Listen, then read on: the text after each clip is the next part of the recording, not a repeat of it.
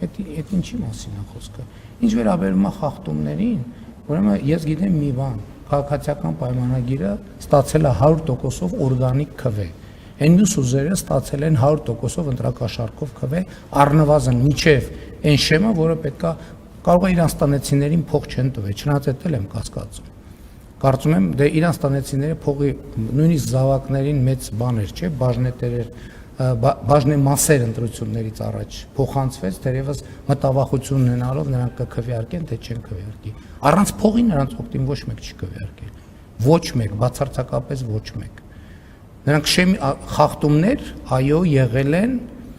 որոնք ազդել են ընտրությունների արդյունքների վրա, որովհետև այդ իրեք ուժը ընտրությունների խորհրդան մտնելու շեմը պետքա չհաղթահարեն։ Հիմա էլ քննարկում են, ասում են մանդատները վերցնենք, թե չվերցնենք։ Անկեղծ ասած, եթե չվերցնեն, գոնե 100% լեգիտիմ խորհրդարան կունենանք։ Թե չէ, տենց ստիպված ենք լինելու տեսնել խորհրդանի ամբիոններին փողի կալոդներ փռած, որոնք որևէ այլ քաղաքական արժեք չունեն։ Շնորհակալություն ձեր հարցի համար։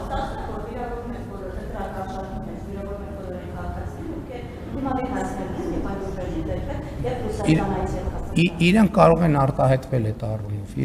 են արտահայտվել այդ առումով, բայց ելի եմ ասում,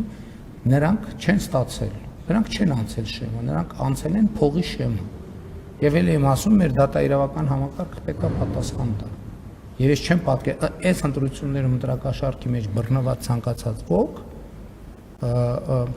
միջև հաջորդ ընտրությունների արդյունքները ամփոփելը պետք է բանտում լինի։ Եթե ոչ, ուրեմն դատաիրավական համակարգը գործում է ընդդեմ պետության եւ պետությունը պետք է արձագանքի։